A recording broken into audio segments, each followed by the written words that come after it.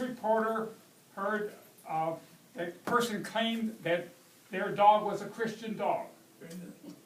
So he decided to visit, interview the man, and test the dog's faith. The owner explained how he discovered the dog's abilities at obedience school. He offered to demonstrate for the reporter. He called the dog to do tricks. He said, sit, and the dog sat. He said, speak, and the dog barked. He said, play dead, and he did. The same with the command to roll over. He then said to the dog, heel, and sure enough, the dog bowed down and crossed its paws and started to pray. Christian dog. Just some of you need to know, some of you new members need to know that Pastor Canberg was associate pastor here in the 60s, I think. Many years ago, Yeah. long before. And out of that, he got a full-time ministry, but he left here with a wife. Yes, Susan was from this congregation. Her mother taught in this classroom for 50 years or more as Well, a a long Sunday school time. teacher. Her Sunday school class was in this. Well, that one, I know that one was more of a program than it was but I think this was all right. The clergyman was walking down the street when he came upon a group of boys who were crowding around the dog.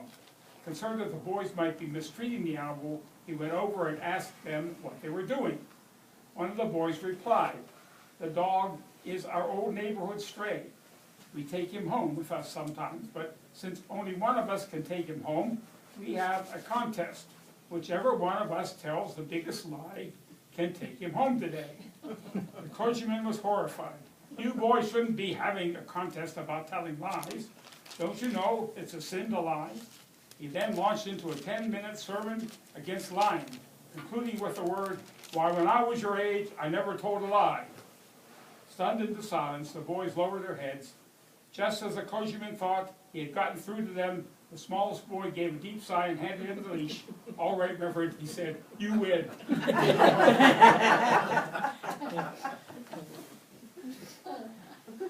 And then the last one for this one. I love this one too. A pastor was walking near a school wearing his clerical clothes when a group of boys aged about 3 or 4 asked him, why do you dress so funny? This is the uniform that pastors wear in church, he replied. Can I see your collar? Asked one. The kindly pastor took it off and handed it to the boy. On the back were letters giving the name of the manufacturer. As the little boy looked at the letters, the vicar asked, do you know what those words say? Yes, I do, said the boy, who was not old enough to read. Peering intently at the letters, he said, kills ticks and fleas for up to 6 months. Okay. That's our beginning stories. And they all have to be nice little stories. They can't be awful stories.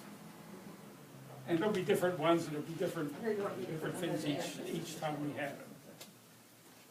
Okay, thank you very much for being here. And I'm going to lean back a little bit because I can do better if I'm back here. Reckon to the book of Romans. It's the longest and weightiest of Paul's letters. It comes nearest to being a systematic and inclusive statement of Paul's faith. It is unquestionably the most important theological book ever written. Some people may question that, but that's it. The authorship, irrefutably, it is the Apostle Paul. The letter itself lays claim to being Paul's. Nothing is incompatible with or even difficult to reconcile with his very other writings and claims. He undoubtedly sent it to the church at Rome, even though he had not himself organized their church. The dating, different people have different datings, but John Knox in the Interpreter's Bible says that it was 53 AD, and then at 55, or